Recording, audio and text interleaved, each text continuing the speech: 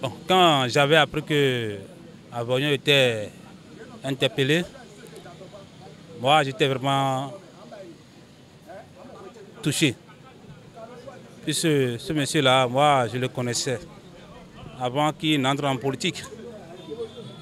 Et en tant qu'un président d'un parti, l'interpeller sans savoir lui envoyer des convocations, sans avoir lui dit de ce qu'il est en train de faire qui est mauvais. Donc moi je vois que nous sommes dans un état de droit, mais nos droits sont privatisés, ou bien privés. Si c'est en est ainsi, je ne vois pas que nous ne sommes plus en démocratie. Il n'y a plus la liberté des personnes.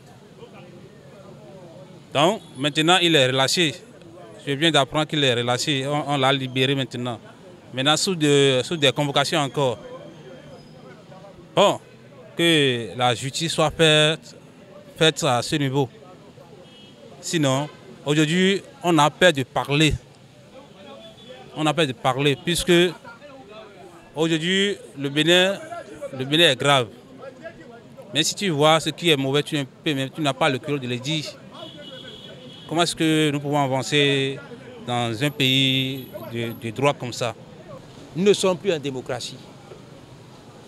Les principes sacro-saints de la démocratie, chèrement acquises à la conférence nationale de 1990, a été totalement brûlé. Alors là, qu'est-ce qui reste? Mais heureusement, cette fois-ci, la clairvoyance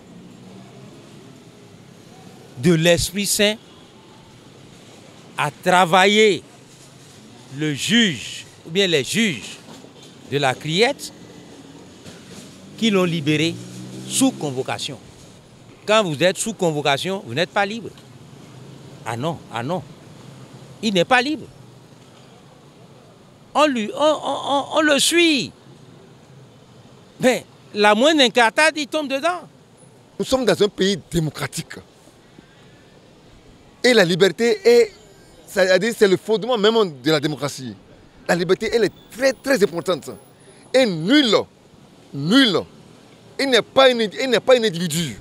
Il ne peut pas orchestrer, ne peut pas emboîter, ne peut pas empêcher un citoyen de vaguer à ses occupations politiques, n'importe quelle occupation.